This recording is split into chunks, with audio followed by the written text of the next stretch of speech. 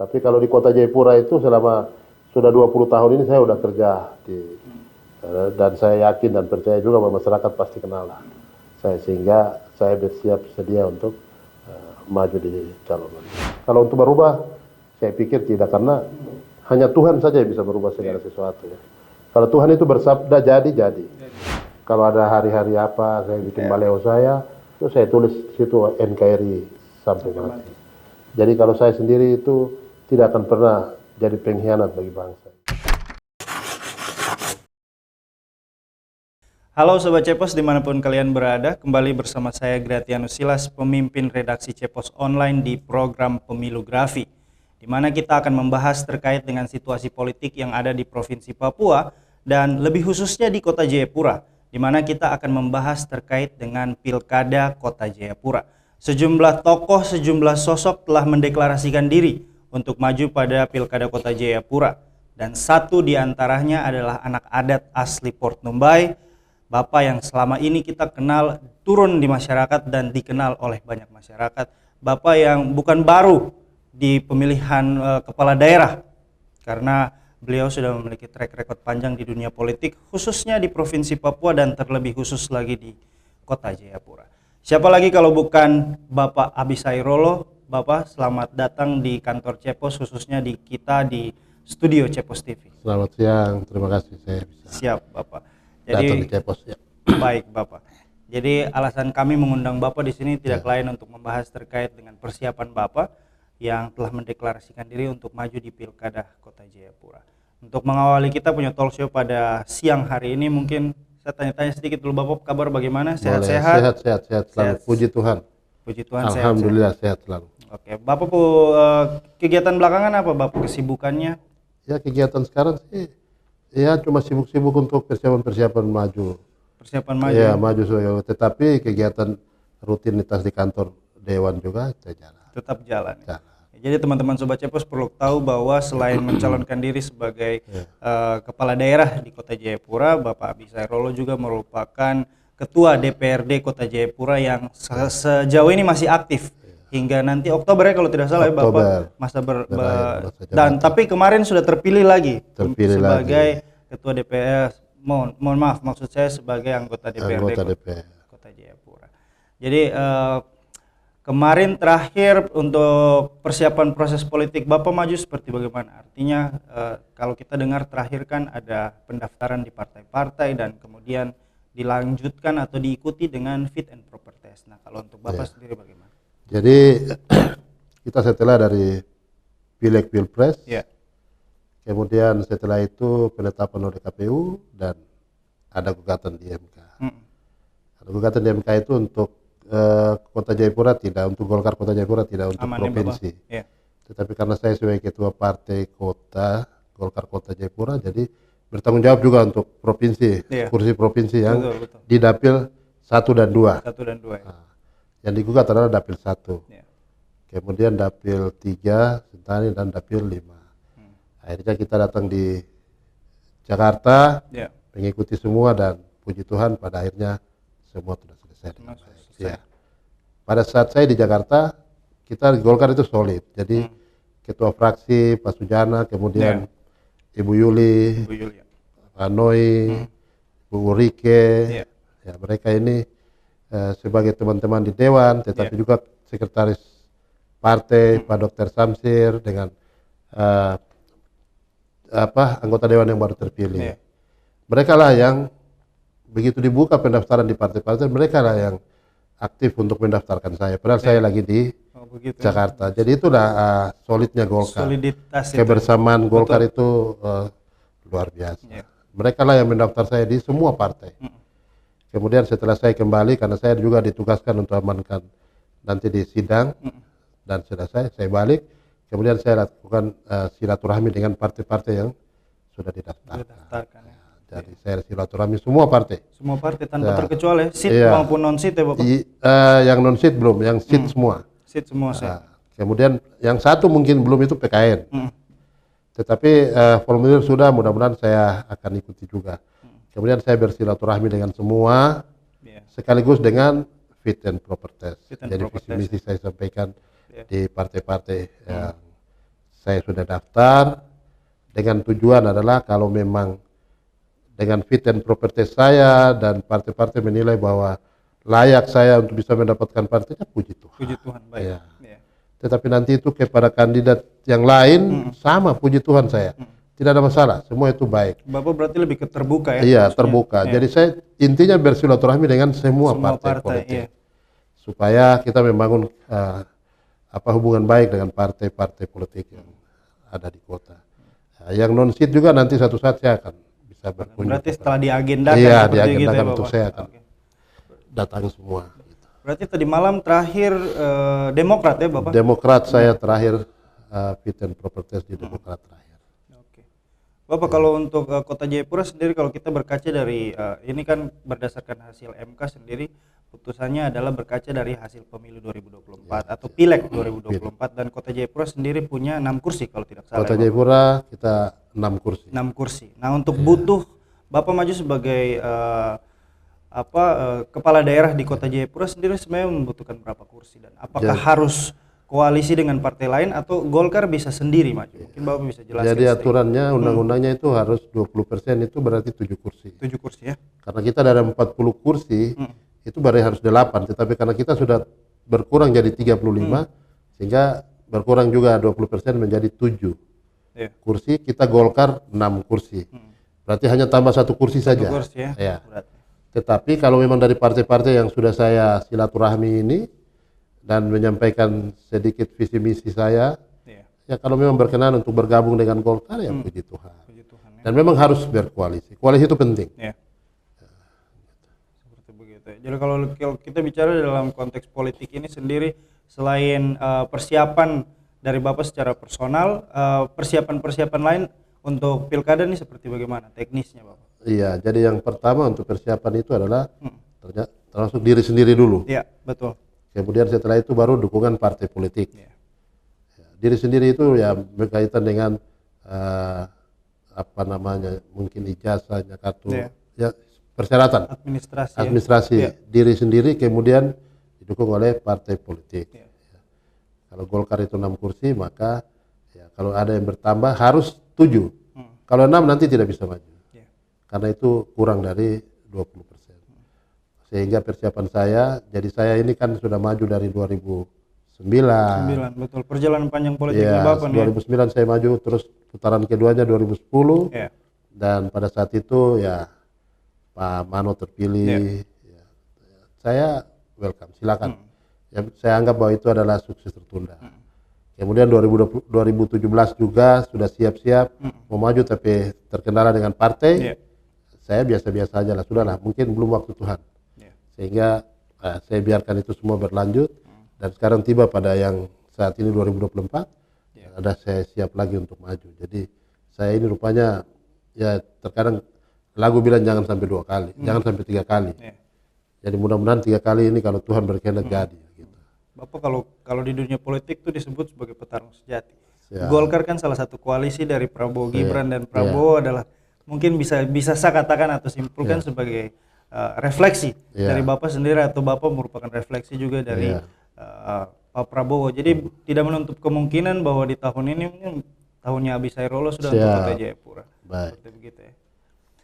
Kemudian kalau kita bicara soal Pilkada Kota Jayapura nih, seperti Bapak tadi sudah panjang lebar sedikit terkait dengan proses politik ataupun sosok-sosok yang mau maju di kota sendiri. Nah, sekarang di tahun ini juga lumayan banyak Bapak. Nah, tanggapan Bapak sendiri terkait dengan itu, ada yang anak adat, ada yang anak port, ada juga yang bukan dari port, kemudian berasal dari latar belakang yang berbeda-beda, ada yang politisi, pengusaha, kemudian birokrat. Menanggapi itu Bapak seperti bagaimana? Iya, jadi ini kan panggung bebas. Betul. Panggung bebas, jadi saya pikir undang-undang tidak membatasi, seseorang punya hak untuk dipilih dan memilih. Jadi ya silakan saja, siapa saja silakan. Yang penting tadi persyaratannya sampai dia memenuhi syarat ditetapkan oleh KPU berarti jadi maju. Begitupun saya, nanti juga kalau sudah ditetapkan KPU untuk sudah siap jadi maju, berarti itulah saya harus maju. Jadi saya pikir siapa saja mau maju silakan aja. Silakan saja.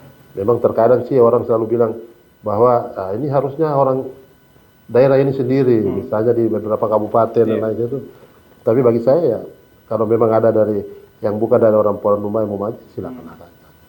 Kita ini kan sudah apa namanya bekerja menabur di kota ini, jadi orang tahulah bahwa siapa kira-kira yang nantinya masyarakat Kota Jayapura itu akan memilih. Masyarakat di kota ini juga plural ya, jadi dari berbagai macam suku, ras, agama dan semuanya, dan saya pikir mereka juga tahulah untuk memilih siapa pemimpin wali kota nanti yang akan memimpin ke depan. Jadi silakan mau maju dari birokrat, dari politisi, dari silakan. Semua memiliki kesempatan yang sama. Sama. Hanya karena dalam pertarungan ini ada syarat-syarat itu saja. Silakan masing-masing memenuhi syarat itu saja yang silakan. Jadi pada akhirnya juga nanti ketika KPU menetapkan itu berarti itu yang maju. Bisa 1, bisa 2, bisa 3, bisa 4, silakan. Tidak menutup kemungkinan. Artinya paslon-paslon yang maju. Oke, baik. Kalau kita bicara soal pilkada sendiri, teman-teman Sobat Cepos di rumah harus tahu bahwa jabatan lain dari Pak Abisa ini adalah Ketua DPD Kota Jayapura ya, DPD Golkar Kota Jayapura. Nah, Bapak, saya kembali ke proses politik atau persiapan Bapak menuju pilkada Kota Jayapura ini sendiri. Nah, kalau secara internal dari Golkar sendiri bagaimana? Dalam artian kita bicara dari tingkat pimpinan, artinya DPP turun kemudian rekomendasi hingga ke Kota Jayapura, DPD Kota Jayapura. Nah, dukungan partai terhadap Bapak untuk maju di Kota Jayapura seperti bagaimana? Iya, jadi kalau dari partai itu kita setelah selesai sebelum pileg pilpres kita dipanggil dan dikasih untuk surat tugas. Kita diberikan surat tugas untuk bekerja. Kemudian kita kembali dan bekerja. Dari semua yang datang pada saat itu yang ada juga yang bukan dari kader Golkar tetapi datang, ya silakan aja. Dan partai memberikan surat tugas kepada kita semua. Kemudian kita kembali. Setelah itu selesai dari pilpres dan pileg, kita kembali lagi itu. Jadi Golkar tidak buka pendaftaran, tapi Golkar dia langsung survei terutama kepada kader-kader Golkar. Nah, yang paling utama lagi adalah ketua-ketua partai. Jadi Golkar itu survei. Kalau memang ketua partai itu nantinya punya hasil surveinya itu elektabilitasnya tinggi, dia diwajibkan mendapatkan tiket dari rekomendasi dari Partai Golkar. Tapi kalau dia hasil surveinya itu rendah, itu partai memikirkan untuk mungkin mencari jalan yang terbaik yang lain. Bisa wakil kalau dengan partai lain ada yang lebih tinggi dan lain sebagainya, itu akan terjadi seperti itu. Dan hasil surveinya mungkin yang sudah turun itu dari Golkar.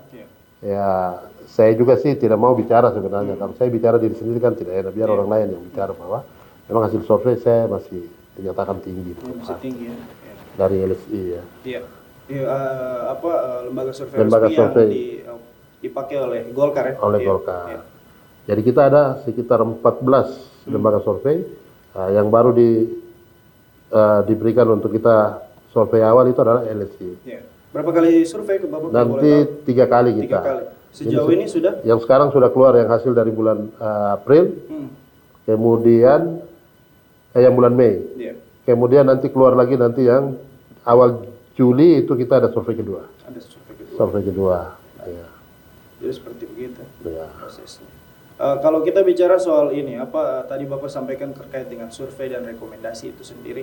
Karena sebelumnya kita tahu bahwa ternyata Bapak nih punya nama masuk juga sebagai calon gubernur atau kandidat calon gubernur Papua yang direkomendasikan oleh Golkar.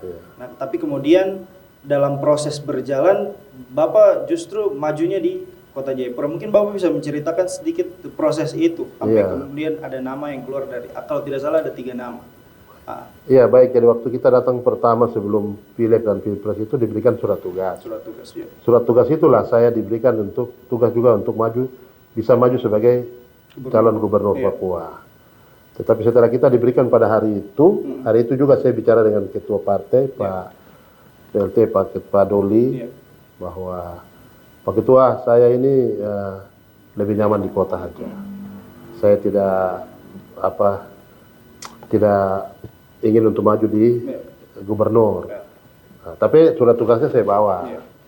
Kemudian setelah selesai dari pilpres dan pileg, kita kembali pun saya tetap berada pada posisi maju sebagai calon wali kota Jayapura. Makanya surveinya sudah jalan. Bahwa saya tidak disurvei di gubernur, disurvei di wali kota. Dan partai juga berkehendak bahwa saya maju di wali kota. Saya berterima kasih untuk Pak Doli sebagai Ketua PLT Golkar, dengan Pak Sekretaris Pak Yopi, kemudian Pak Ketua Umum Pak Erlangga. Ya. Mudah-mudahan dengan itu semua, ya satu saja tujuan Partai Golkar adalah harus menang. Gitu. Karena kita sudah menang posisi nomor 2 di Pileg, maka sekarang untuk pertandingan berikut di dalam pilkada, itu dari gubernur dan bupati wali kota ini pun kita juga diminta untuk harus menangkan Partai Golkar. Iya. Berarti Bapak ini partai dulu, baru personal ya? Iya. Atau seperti bagaimana? Iya, partai dulu. Partai dulu. Kita ini semua harus partai dulu. Sebab kita mau maju kalau tanpa partai tidak bisa. Oleh sebab itu maka kita harus lebih intens dengan partai. Jadi kita juga tidak bisa bicara, kita ngomong sembarangan tentang siapa-siapa. Misalnya gubernur, terus ada yang bertanya saya, gubernur kira-kira, saya nggak tahu. Gubernur itu biar nanti provinsi dengan DPP yang mau berikan artinya mengikuti mekanisme partai di tingkat yang lebih tinggi. Benar. Kalau nanti dari provinsi dengan DPP Pak Ketua Umum memberikan rekomendasi ke siapa calon gubernurnya, kita ini tegak lurus. Jadi saya di kota tetap juga bekerja tegak lurus terhadap putusan yang dibuat oleh DPP Golkar. Oke, Bapak. Tadi Bapak sempat sampaikan bahwa menolak apa yang menjadi rekomendasi daripada DPP, yaitu sebagai gubernur Papua. Kalau kita boleh tahu dan teman-teman coba Cepos juga boleh tahu, apa yang mendasari penolakan tersebut, Pak? Iya, saya tidak siap untuk maju gubernur itu karena saya ini sudah 4 periode anggota DPR kota. Jadi saya banyak kerja di kota kita. Sebagai anak Port Numbai, dan saya bekerja di kota ini, dan sekarang terpilih juga yang 2024 ini. Jadi saya sudah 5 periode lah. Oleh sebab itu maka saya lebih kepada maju sebagai wali kota. Jadi gubernurnya saya kurang siap untuk maju gubernur, karena kalau gubernur ini saya mungkin dari kabupaten yang lain ini kan orang kurang kenal lah saya. Cakupannya lebih luas begitu ya? Iya, lebih luas dan kerjanya nanti lebih banyak. Lebih besar. Sehingga orang tidak kenal. Mungkin juga orang cuma lihat saya di media di mana itu, oh ini Pak Hondo, Pak Bisairolo. Tapi kalau di kota Jayapura itu selama sudah 20 tahun ini saya sudah kerja dan saya yakin dan percaya juga bahwa masyarakat pasti kenal lah saya, sehingga saya bersiap sedia untuk maju di calon wali kota. Berarti berdasarkan kesiapan dan lebih mengenal kota Jayapura ya, karena Bapak sendiri merupakan anak adat Port Numbai sendiri ya. Benar. Bapak, kalau Bapak boleh cerita terkait dengan proses politik tapi lebih ke personalnya Bapak sendiri sebagai Abisairolo, sebagai anak adat Port Numbai.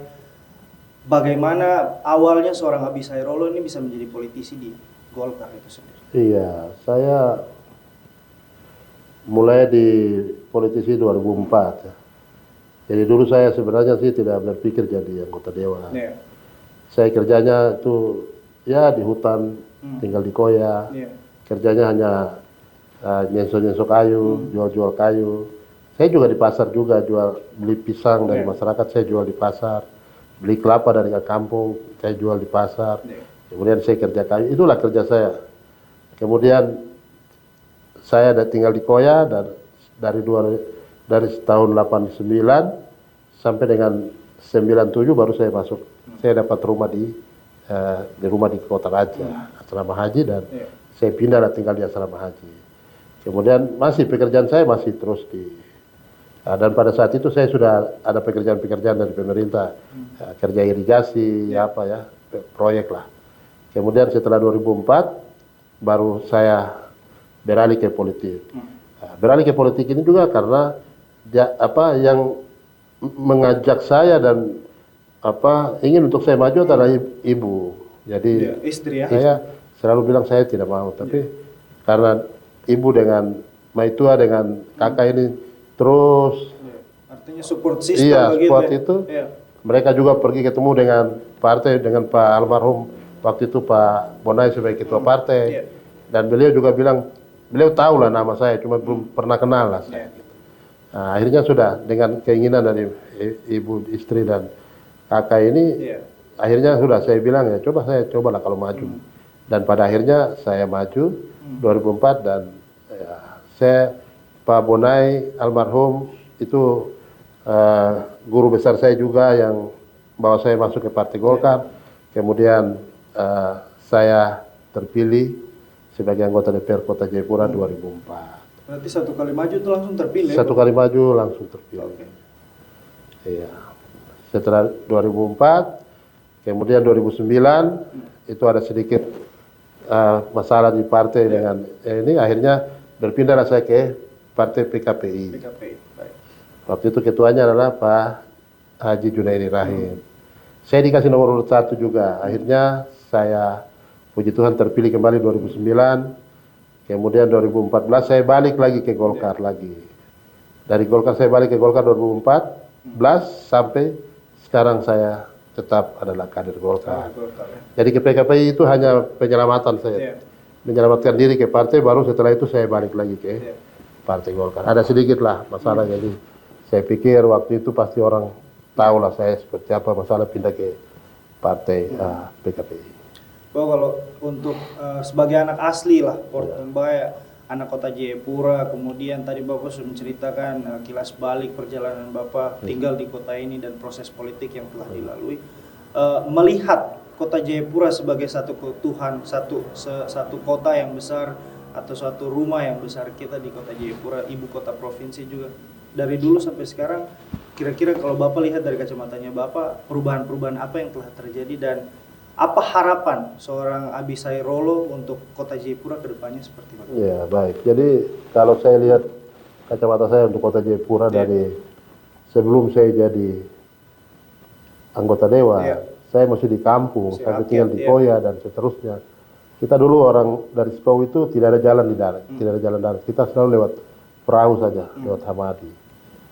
Tapi puji Tuhan dengan perkembangan zaman dari gubernur, wali kota, bupati sampai wali kota selanjutnya itu, dan mulai membangun dan akhirnya jalan bisa terhubung ke kampung Spau dan kita jadi pembangunannya luar biasa dari pejabat wali kota, bupati sampai wali kota, ganti wali kota itu banyak perubahan terjadi. Sehingga Kota Jayapura sampai dengan saat ini kita lihat sebagaimana yang kita lihat dan begitu luar biasa jumlah penduduk yang ada di Kota Jayapura ini. Kalau kita lihat dengan kasat mata, masyarakat yang ada di Kota Jayapura ini sekitar 500-an ribuan. Hanya untuk kependudukannya di catatan sipil itu ada terjadi sedikit kesalahan sehingga yang tadinya kita di 40 kursi turun menjadi 35 karena ada kejadian data yang ada. Tapi kita sudah berusaha untuk nanti 2029 itu Kota Jayapura akan kembali ke 40 kursi, bahkan bisa 45 kursi. Nah, karena dengan jumlah penduduk yang padat. Jadi kita berharap masyarakat yang ada di kota ini kalau datang di kota ini untuk kerja, nanti mungkin RT/RW ini harus bekerja dengan giat lagi. Jadi kalau saya jadi wali kota itu mungkin RT/RW ini mereka punya honor ini harus diberikan yang wajar, yang pantas untuk mereka kerja, supaya masyarakat yang datang dari luar mereka harus tanya datang untuk apa, tinggal berapa lama dengan keluarga atau nanti kapan balik. Kalau memang mau tinggal cari kerja di sini harus memiliki KTP Kota Jayapura, karena ini yang bisa menambah kursi untuk DPR kota itu menambah karena jumlah penduduk yang bertambah gitu. Dan saya lihat Kota Jayapura sudah cukup luar biasa. Ada beberapa partai juga yang tanya, waktu saya fit and proper test, kira-kira Pak Abisai Rolo ini mau maju wali kota ini mau bawa Kota Jayapura kemana? Tapi saya bilang saya tidak bawa Kota Jayapura kemana-mana. Kota Jayapura itu distrik Jayapura Utara tetap di sana, distrik Heram tetap di sini aja. Hanya bagaimana perkembangan yang ada. Kemudian mereka tanya, jadi saya bilang jangan saya maju. Kemudian saya tulis di baleho nanti taruh di jalan bahwa calon wali kota Jayapura Abisai Rolo akan merubah kota ini. Tidak ada. Kalau untuk merubah, saya pikir tidak, karena hanya Tuhan saja yang bisa merubah segala sesuatu. Ya. Kalau Tuhan itu bersabda jadi. Kalau kita manusia tidak bisa. Saya hanya sampaikan bahwa untuk merubah, saya tidak bisa tulis bahwa calon wali kota Jayapura Abisai Rolo akan merubah kota Jayapura, tidak. Tetapi saya melanjutkan. Jadi melanjutkan itu dari wali kota yang sudah terdahulu mulai dari Pak Kambu dan Pak Mano, kemudian yang sudah dikerjakan dan yang belum selesai saya lanjutkan. Yang memang itu merupakan kebutuhan masyarakat. Ya. Pembangunan berkesinambungan. Berkesinambungan. Ya. Kemudian ada pikiran-pikiran baru juga yang demi kepentingan kebutuhan hidup masyarakat saya lakukan. Hanya itu yang bisa saya lakukan. Jadi kalau untuk merubah saya pikir tidak. Tetapi melanjutkan pembangunan ini dan bagaimana supaya yang paling inti di kota ini adalah harus memberikan rasa aman terhadap masyarakat Kota Jayapura. Rasa aman terhadap masyarakat Kota Jayapura. Kalau untuk masyarakat Kota Jayapura sendiri seperti bagaimana? Karena kita tahu bahwa sebagai ibu kota provinsi kan masyarakat di kota sini heterogen, artinya berasal dari latar belakang dan suku, ras, agama yang berbeda-beda. Nah, pendekatan-pendekatan apa yang harus dilakukan kepada masyarakat jika seorang Abi Sayrolo terpilih sebagai wali kota? Iya, kalau saya terpilih sebagai wali kota Jayapura, itu sebenarnya satu perbedaan itu jangan selalu kita bahwa saya report jadi kamu yang lain, tidak boleh. Kita, artinya mengotak-ngotakan itu ya. Tidak boleh kita kotak-kotakan. Sekalipun kita ini sudah pemekaran, tetapi kita pun saudara-saudara yang daerah pemekaran ini kalau masih tinggal di biarlah mereka tinggal di sini. Yang penting mari kita sama-sama hidup bersama-sama untuk bangun kota ini bersama-sama. Ya. Jadi dari suku, ras dan agama yang berbeda itu merupakan satu sebenarnya kita harus jadikan dia satu kekuatan. Satu kekuatan untuk kita sama-sama. Saya sendiri jadi wali kota juga belum tentu saya sendiri bisa wali kota tanpa melibatkan semua masyarakat. Begitu juga dengan partai politik yang nantinya ikut dalam mengusung itu, kita sama-sama berpikir. Ya, pikiran saya seperti ini, ada yang bisa mungkin bilang pikirannya begini kita harus begini, ya kita sama-sama duduk berpikir. Ya, jadi wali kota itu bukan segala-galanya, tapi jadi wali kota itu masyarakat itu segala-galanya. Kita ini jadi pejabat itu, kita ini adalah pelayan sebenarnya. Jadi jangan kita jadi pejabat wali kota, ketua DPR itu kita rasa bahwa kita hebat begitu, tidak. Kita jadi pelayan. Ini artinya lebih kepada panggilan untuk melayani masyarakat. Sebenarnya itu yang harus kita, setiap kita yang mau jadi pejabat itu harus kita memiliki itu. Sehingga kita dalam pelayanan masyarakat itu betul-betul kesalahan masyarakat ada pun kita tidak bisa langsung dengan marah atau apa, tapi menegur dan berikan menjelaskan apa yang benar untuk kita lakukan. Bahwa penjelasan ini bikin saya berpikir bahwa bukan berpikir tapi mensinkronkan apa yang dikatakan oleh tokoh-tokoh nasionalis bahwa seorang Abi Sayrolo adalah tokoh Papua yang nasionalis, artinya memiliki pemikiran-pemikiran yang tetap berdasarkan oleh Bhinneka Tunggal Ika dan juga Pancasila. Nah, tanggapannya Bapak sendiri terkait tanggapan-tanggapan seperti begitu seperti bagaimana? Ya, saya pikir kalau orang melihat saya dan memberikan tanggapan-tanggapan saya seperti itu, ya mungkin karena melihat dari apa yang saya lakukan. Betul sekali. Beberapa hal diantaranya saya tidak pernah membedakan suku, ras, agama. Ketika hari raya Natal saya siapkan untuk yang Natal. Minumannya apa yang bisa itu biasalah hari-hari raya ya. Kemudian hari raya Lebaran saya siapkan. Ini hari raya Kurban saya siapkan. Saya tidak pernah untuk hari raya Kurban itu bukan karena saya mau maju wali kota jadi saya siapkan, tidak. Tetapi saya selalu lakukan tiap tahun. Tiap tahun sejak saya jadi betul itu. Dari kemampuan yang kecil, mungkin dulu saya pernah lakukan ada 15 ekor, bertambah menjadi 20, bertambah begitu ya. Jadi sampai dengan mungkin di hari raya korban besok juga saya akan siapkan untuk dibagikan ke saudara-saudara kita yang muslim biar mereka juga senang untuk merayakan hari raya mereka. Kita ikut mendukung perayaan mereka, hari raya kurban mereka. Begitu.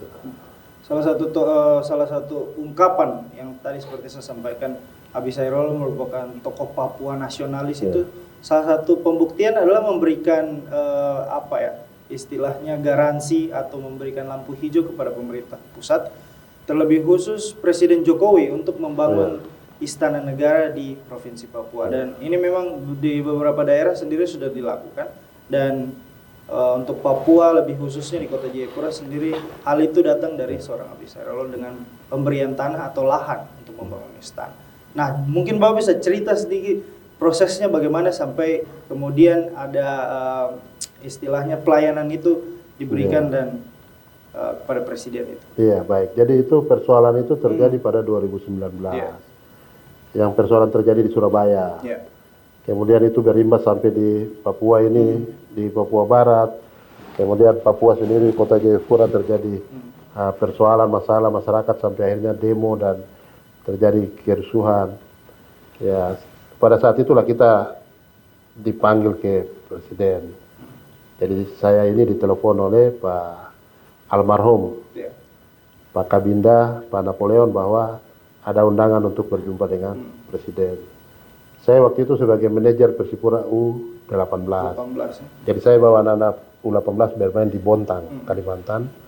Kemudian saya ditelepon, bilang ada undangan, itu berjumpanya tanggal hari Jumat tanggal 29 kalau tidak salah. Itu pas terjadilah peristiwa kebakaran di Kota Jayapura. Jadi saya dari Bontang kemudian ke Jakarta.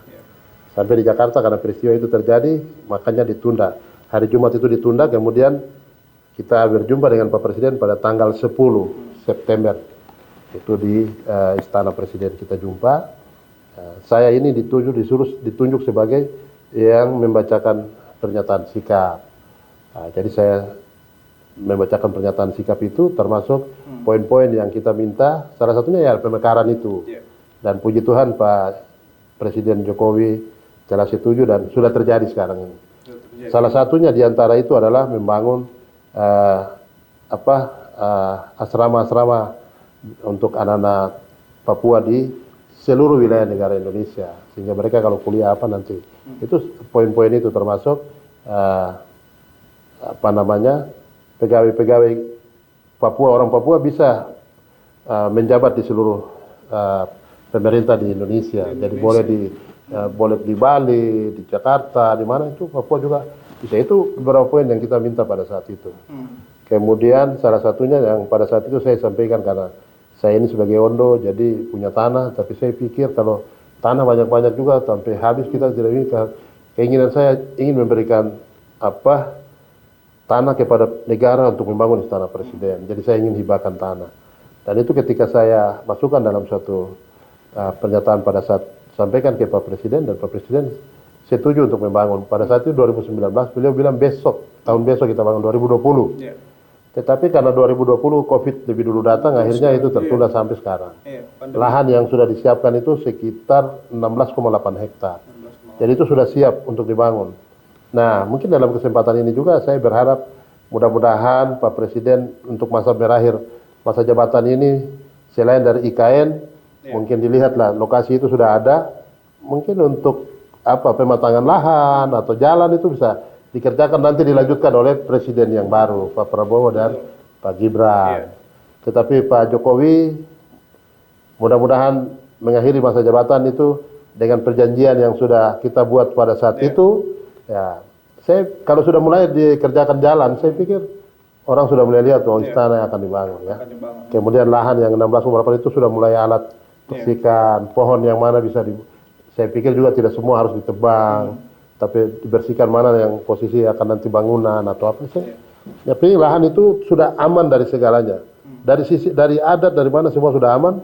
Tinggal pemerintah pusat, dalam hal ini Presiden, ketika punya kesempatan untuk bisa melakukan sebelum masa akhir jabatan, saya pikir silakan. Itu kita siapkan. Saya untuk soal lapangannya saya siap mengamankan semua sampai istana harus berdiri di Papua, supaya dengan berdirinya istana ini bahwa jangan sampai kita Indonesia ini menganggap Papua itu kayaknya kadang kita bilang lepas kepala pegang ekor gitu. Tapi kalau sudah bangun istana Presiden datang ke Jayapura itu, ke Papua, terlebih khusus ke Jayapura itu, jangan lagi Presiden berkunjung, tapi kalau bisa berkantor. Itu tujuan saya. Jadi kalau Presiden bisa datang berkantor 1 minggu di sini atau 3 hari saja di istananya di sini, mungkin pemerintah dari Indonesia bagian timur itu datang berjumpa di sini.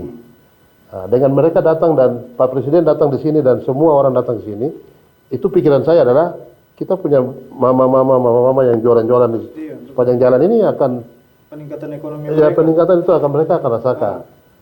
Jadi ada begitu dengan kunjungan dengan Presiden berkantor di sini, begitu banyak orang datang ke sini dari Indonesia Timur untuk berjumpa di sini, mama-mama ini akan rasakan itu remah-remah itu yang di pinggir jalan jualan noken, ada pemberdayaan masyarakat asli Papua, mereka rasakan khususnya itu. mama-mama di Kota Jayapura terkait dengan itu. Jadi rombongan Pak Presiden juga sendiri, Pak Presiden juga kan Beliau itu orang yang rendah hati yang bisa lewati sebenarnya. Berarti artinya ini seperti bentuk perhatian pemerintah pusat juga terhadap Papua ya, dengan didirikan nanti istana di Kota Jayapura. Kota Jayapura. Persoalan-persoalan Papua berkaitan dengan apapun, ketika Presiden berkata sini disampaikan di sini. Tidak usah lagi bawa ke Jakarta sana. Disampaikan di sini, Presiden datang di sini atau Wakil Presiden datang ke sini.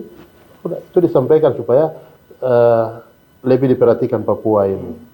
Kalau memang saudara-saudara kita yang masih kurang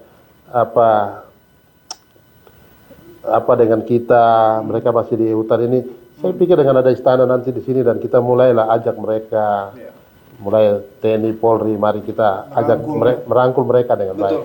Mereka mungkin belum punya kesadaran yang baik gitu ya, kita ajaklah. Saya pikir kita udah merdeka dari sejak 45 sampai sekarang. Kita sudah negara Indonesia, tidak bisa yang lain. Nah, ini juga yang menyebut bahwa seorang Abi Sairolo itu NKRI sampai mati. Sampai mati.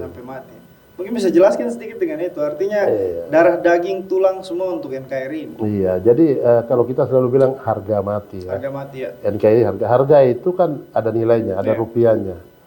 Jadi harga itu mungkin di mall atau jual ojek pinang di jalan. Lebih ke nilai ekonomi begitu nilai ekonomi. Jadi kalau harga itu berarti ada nilainya, ada rupiahnya. Tetapi kalau sampai mati itu berarti titik. Jadi tidak ada lagi bilang bahwa tidak ada lanjutnya lagi. Gitu, jadi saya sering kalau ada hari-hari apa, saya bikin baleo saya, hari raya atau hari itu saya tulis situ NKRI sampai mati. Jadi kalau saya sendiri itu tidak akan pernah jadi pengkhianat bagi bangsa. Tidak akan menjadi pengkhianat bagi bangsa. Luar biasa. Abi Sairolo telah menjelaskan berbagai panjang lebar terkait dengan proses politik hingga perjalanannya sebagai anggota DPR dan juga dalam proses politik itu sendiri ya Bapak. Nah, yang ingin saya tahu nih, karena Bapak ingin maju sebagai wali kota Jayapura, mungkin bisa spill atau bocorkan tipis-tipis kah, atau kan sudah melakukan fit and proper test juga pemaparan visi dan misi Bapak sebagai wali kota nantinya. Mungkin bisa sharing juga dengan kita atau sharing dengan kita terkait dengan apa yang sebenarnya yang ingin Bapak lakukan untuk Kota Jayapura. Baik, jadi ya saya di beberapa partai juga saya fit and proper test dengan menjelaskan tujuan maju itu adalah bagaimana untuk mensejahterakan rakyat sebenarnya ya. Jadi dalam mensejahterakan rakyat itu ada beberapa poin, misalnya tentang yang pertama adalah pendidikan. Pendidikan ini kita harus memperhatikan anak-anak kita belajar dengan baik dan pada akhirnya mereka itu akan jadi pintar. Kemudian mereka akan menjadi tulang punggung bagi Kota Jayapura, bagi bangsa dan negara untuk membangun kota ini ke depan. Contoh misalnya sekolah ini kita bangun SMA 4 contoh satu ya. SMA 4 ini anak-anak ini kalau sudah kelas 3 SMP, mereka itu lebih suka ke SMA 4, mungkin mutunya ya, sehingga mereka semua anak-anak itu selalu berlomba-lomba. Tahun kemarin ini saja itu sampai 100 orang lebih anak yang tidak diterima dan akhirnya orang tuanya bawa masalah demo ke DPR, ya saya terpaksa harus turun gunung lagi untuk itu dan akhirnya kita mungkin pemerintah kota, Pak Sekda, Pak ini semua, Pak PJ, akhirnya Kepala Dinas P&P ditambahlah ruang kelas untuk supaya anak-anak itu kembali akhirnya diterimalah semua masuk. Jadi pendidikan itu ya kita selalu jadikan slogan itu untuk bebas SPP, tapi saya dengar orang tua ini tiap tahun berteriak terus. Uang pembangunan lah, uang apa. Jadi ini akan kita tertibkan ini seperti itu. Kemudian kita akan bebaskan SPP itu harus ada niat untuk melakukan. Ini program nih. Saya punya program harus ada niat melakukan. Nanti kita akan lihat kita akan melakukan. Artinya jangan cuma berteori tapi harus ada realisasi dari situ. Iya. Jadi harus kita lakukan pembebasan SPP. Nanti ini kan kita selalu berdasarkan kemampuan keuangan daerah sehingga harus kita lakukan. Jangan kita jadikan ini. Apakah contoh misalnya kita mulai dari Port Numbai dulu lah. Setelah Port Numbai selesai itu kita lihat kemampuan anggaran masih bisa, kemampuan keuangan daerah bisa, Papua secara keseluruhan. Setelah itu kita lihat sudah bisa lagi, semua kita bebaskan. Harus bertahap harus. Ya. Tapi kalau itu kemampuan keuangan itu bisa sekaligus semuanya, kenapa tidak? Jadi kita harus lihat bahwa inilah masalah-masalah di dalam pendidikan yang sering menjadi keluhan dari orang tua. Itu kemudian kesehatan. Kesehatan itu sepertinya yang sekarang kita lihat itu misalnya apa yang kurang gizi, stunting ini harus kita mulai dengan umur pernikahan, umur kawin itu kemudian ketika mengandung itu mulai anak dari kandungan itu harus diberikan suplai makanan yang memang betul-betul bergizi supaya dari kandungan sampai lahir sampai besar itu semua harus kita lakukan yang baik untuk memutus rantai stunting ini, mengurangi sampai kalau bisa harus kita bisa selesaikan. Kemudian ya mungkin dana otsus kita ini kan kalau tahun ini di DPR Kota itu kurang lebih 169 miliar ini bisa kita gunakan itu dengan baik untuk kampung-kampung ini ya. Kemudian apa namanya mungkin kita bangun juga salah satu kalau rumah sakit Rambela sudah ada, kita coba bangun misalnya kalau memang kemampuan anggaran itu bisa kita bangun rumah sakit otsus. Jadi orang Papua berobat di situ lah. Mungkin di situ ada pengobatan gratis. Berarti ada mimpi besar dari seorang bisa ya untuk kita punya seperti rumah sakit. Itu pikiran-pikiran saya seperti ini, tapi akan didukung oleh dana yang cukup. Dana yang cukup itu selain dari APBD kita, PAD kita harus juga punya nyali untuk melobi di pusat.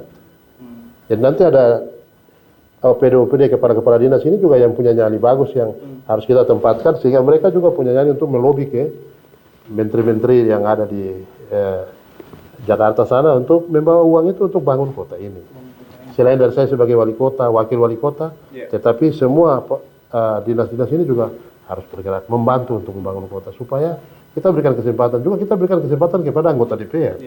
Anggota DPR ini kan mereka punya hubungan langsung dengan anggota DPR yang ada di Jakarta dari partai politik. Mereka juga punya hubungan bisa menyampaikan misalnya seperti sekarang saya ini punya hubungan baik dengan Pak Ketua Komisi 2 ini. Pak Ahmad Doli ini Ketua Partai PLT Golkar Provinsi. Kita bangun hubungan. Mereka juga akan, mungkin nanti pada besok ini beliau bisa berubah posisi, kita tidak tahu. Nah kita bangun hubungan itu untuk kesehatan. Kemudian yang berikut adalah apa namanya infrastruktur lainnya yang kita lihat. Kota ini kalau mungkin sudah dibangun dengan yang belum kita lakukan. Mungkin kita bergeser-geser Muara Tami ini supaya penduduk ini kita bisa berbagi pemerataan. Sekarang trennya lagi pembangunan ke Muara Tami. Iya, benar. Karena disebutkan bahwa kita di Kota Jayapura, di wilayah Jayapura Utara, Jayapura Selatan, Abipura terutama itu sudah terlalu sesak penduduk. Jadi sekarang ada terjadi pergeseran penduduk atau pembangunan di wilayah Muara Tami. Sedangkan Pak Abi sendiri ini anak asli sana, anak asli Muara Tami. Nah, mungkin tanggapannya seperti bagaimana? Iya, jadi nanti kalau sampai dengan ini kita mulai bergeser lah. Kemudian di Koya ini setelah ada jembatan merah ini, itu sudah memperpendek rentang kendali sehingga mulailah tempat-tempat yang tadinya tidak ini mulai ditimbun, dibangun, ada perumahan, ada segala macam. Ya, ini akan, tapi kita punya tanah itu sampai dengan perbatasan dengan Papua Nugini. Jadi mulai Wutung sampai di arah Kerom sana. Oleh sebab itu kalau saya jadi wali kota ini akan kita gunakan di daerah Moso ini, itu lahan yang masih kosong ini bisa juga kita gunakan ini supaya kita dorong lagi masyarakat. Apakah kita pakai istilah apa namanya transmigrasi lokal lah. Jadi masyarakat Kota Jayapura sendiri yang kita kasih trans ke sana biar mereka membuka lahan-lahan untuk pertanian lagi tambah di sana. Karena yang di Koya ini mungkin sebagian sudah mulai digunakan untuk bangun ruko, bangun pembangunan perumahan gitu ya. Jadi arah-arahnya akan ke sana. Kemudian berkaitan dengan ekonomi ini kita lihat terutama misalnya pasar, kita bicara soal pasar Yotefa contohnya. Pasar Yotefa sampai sekarang saya lihat sudah dibangun yang baru tapi mungkin belum begitu representatif. Nah, kita akan membangun yang representatif. Kita bangun dia 3 sampai 4 lantai ya supaya masyarakat ini bisa aman berjualan di situ. Kita tanah ada. Contoh, saya masih ketua panitia pembangunan pasar Yotefa itu sampai sekarang masih cuma belum diganti ya nanti setelah anggota DPR baru ada yang bisa ambil posisi itu. Tetapi pasar Yotefa itu harus kita bangun yang representatif bagi masyarakat karena masyarakat dari Sentani kadang datang ke sana. Dari Genyem datang ke sana bawah, dari Kerom mau datang sini. Jadi bukan hanya masyarakat di kota tapi saja. Lintas kabupaten juga datang. Iya, Koya Barat Timur, jadi semua datang sehingga kita bangun yang representatif. Jadi itu lahan ada 13 hektar yang dihibahkan oleh pemerintah provinsi untuk Yotefa itu. Nah, saya pikir antara pasar yang lama, Yotefa lama dengan yang baru ini, coba kita cari solusi di tengah-tengah ini, karena yang baru ini bukan tidak termasuk di lahan 13 hektar, itu di luar lagi. Jadi pemerintah kemarin beli lagi yang dari PT Bintang Mas itu. Tetapi yang ada 13 hektar ini harus kita rela untuk mengorbankan 1 hektar. 1 hektar itu harus kita gali dia jadi embun, jadi penyerapan air. Sehingga air yang nanti dari sumber Honyi, dari daerah dari Padambulan ini kan semua Acai semua ini. Sehingga itu yang bisa menampung air ketika banjir. Jadi daerah resapan. Sehingga kalau air pasang, hujan deras, itu airnya berimbas ke masyarakat. Gitu. Tapi kalau ini kita bangun, sehingga air itu dia akan tertampung di situ. Nanti ketika air surut, air di kolam ini mulailah turun ke laut, lebih aman. Jadi saya pikir pasar jadi ada manajemen itu, bencana itu, khususnya untuk banjir. Itu harus kita lakukan. Kemudian digali hanya bukan untuk itu, tujuannya memang untuk itu. Tetapi ketika kita taruh air, ada air di dalam, ada pembuangan kita tutup, kemudian kita taruhlah ikan di dalam. Kita pasang lampu. Kota itu harus memang terang benderang. Kita pasang, kemudian jadi wisata juga. Orang datang bermain situ, ngopi di situ sambil dia mau mancing, silakan. Tapi tujuan utama itu pada saat banjir nanti. Begitu pula yang di Organda. Organda itu berapa kali banjir saya turun di sana, buka sepatu, celana kaki kita akan naikkan, kita jalan lihat rumah-rumah udah pada rusak semua. Itu kurang lebih kalau tidak salah ada 20 sampai 30-an rumah lah di sana yang sudah rusak dan masyarakat akhirnya minggat, kemudian ada yang masih tinggal dengan kondisi seperti itu. Ini harus kita pikirkan untuk direlokasi. Jadi 30 atau berapa rumah yang ada yang terkena banjir itu kita relokasi mereka ke tempat yang layak, bangunlah rumah yang layak bagi mereka. Kemudian tempat itu juga kita gali dia menjadi resapan itu. Dari air yang dari Padambulan, kadang keluar dari ada lubang di itu biar kalau sudah terjadi banjir yang besar dia tertampung juga di situ. Kemudian dia berarah keluar ke Kali Acai juga. Jadi itu saya pikir itu bukan berarti kita akan menjawab dengan tuntas, tidak. Tapi salah satunya itu yang kita lakukan supaya soal banjir ini bisa teratasi dengan baik. Iya, karena masalah besar Kota Jayapura saat ini masih banjir. Benar. Betul, Pak. Kemudian terjadi longsor di gunung-gunung ini. Air bersih juga kita bermasalah. Oleh sebab itu maka kita akan, kalau saya jadi wali kota nanti dengan tim polisi, tentara, satpol, kita naik ke gunung-gunung yang tebang-tebang gunung itu, kita akan tanam papan larangan untuk penebangan.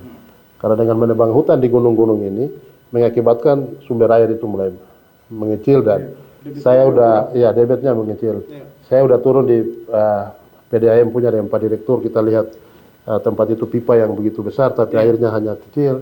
Itu karena di Kamwalker itu sudah debitnya berkurang karena akibat penebangan. Jadi kita harus berani untuk minta untuk saudara-saudara kita yang di jangan. Kita alihkan mereka lah ke yang perbatasan sana. Supaya di sana mereka bisa berkebun, cari hidup di sana. Begitu. Itu hal-hal mungkin yang saya lihat. Sehingga kita kalau tidak seperti itu kita lakukan, menurut Pak Direktur itu 5-10 tahun kita nanti akan susah air di kota ini. Oleh sebab itu harus langkah-langkah ini kita ambil. Artinya harus ada niatan khusus untuk membangun kota ini, harus ada komitmen untuk pembangunan Kota Jayapura sendiri, Bapak. Baik. Kita sudah hampir berada di penghujung acara kita, di talk show kita, Bapak. Tapi saya punya satu pertanyaan pamungkas ini.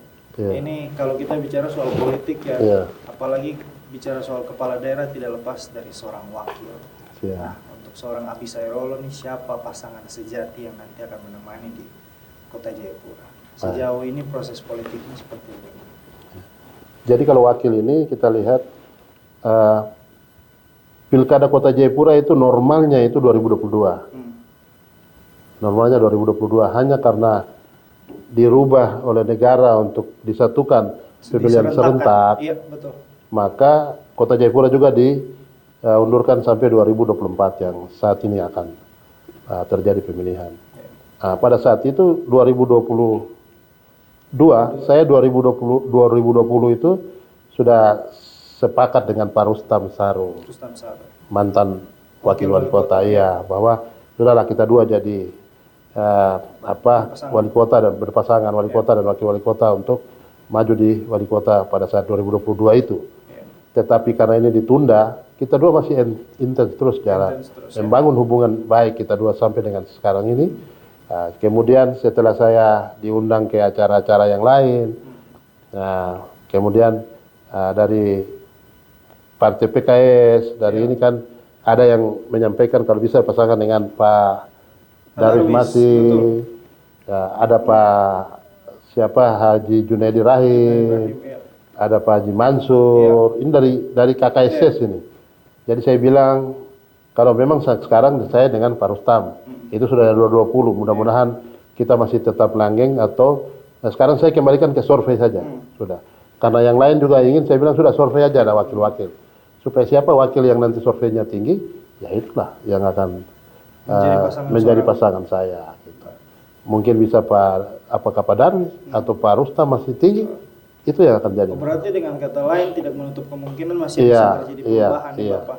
Jadi ini berdasarkan survei juga, karena survei itu berkaitan juga dengan yang masyarakat lihat begitu, siapa yang cocok dan tidak cocok, atau siapa yang cocok berpasangan dengan seorang Abi Sairolo. Jadi hanya survei saja yang menentukan siapa yang tinggi, ya sudah itulah kita. Jadi beberapa partai juga menawarkan itu, saya bilang survei aja lah.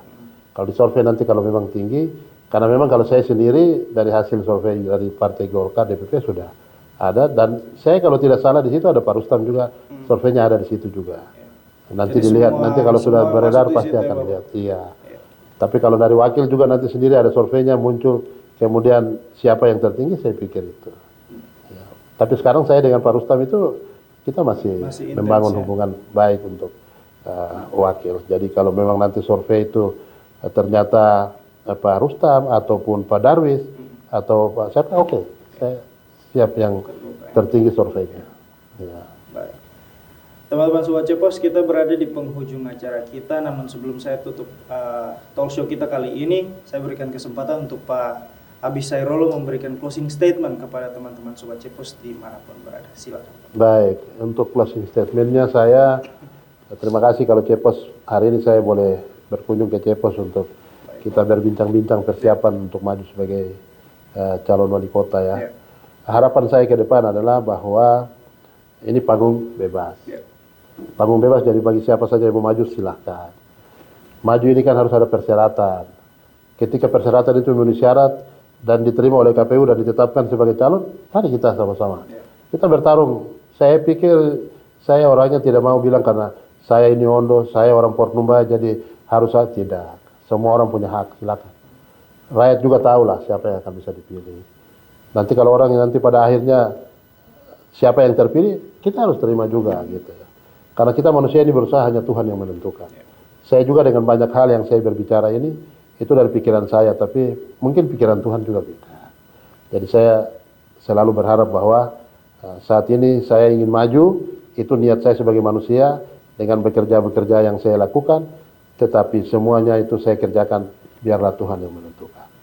Nah, itulah harapan saya kepada masyarakat Kota Jayapura. Mari, kalau berkenan untuk saya jadi wali kota untuk kita semua, mari mendukung saya nanti pada saat Pilkada tanggal 27 November 2024 ini akan datang. Demikian closing statement dari Abi Sairolo, calon atau bakal calon wali kota Jayapura, sekaligus menutup perjumpaan kita di talk show Pemilu Grafi kali ini. Saya Gratiano Silas, pemimpin redaksi Cepos Online, bersama kru yang bertugas mengucapkan banyak terima kasih dan sampai jumpa. Kalau kita dadah dulu di